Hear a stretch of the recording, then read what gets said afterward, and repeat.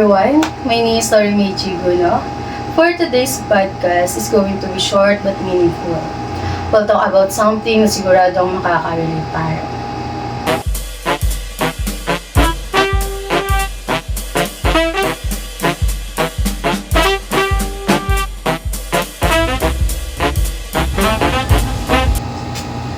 Okay.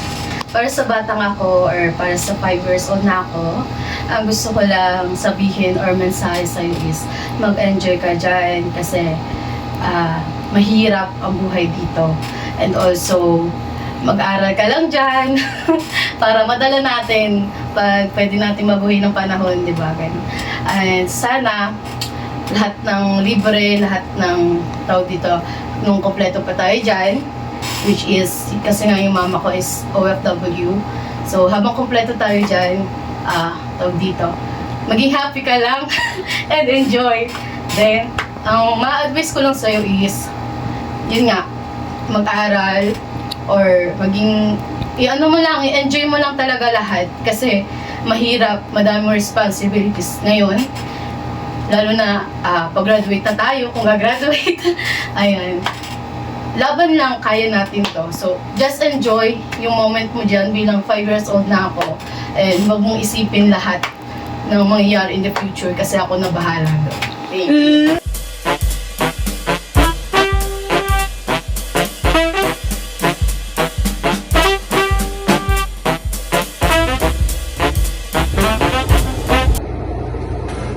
So, sa future na ako, eto, nakakausad-usad na tayo. Gusto ko lang sabihin sa'yo na sana yung future natin is maganda, may patutunguhan pagka-graduate natin, and also kung sino yung nakilala natin na kaibigan, tumulong, maging isang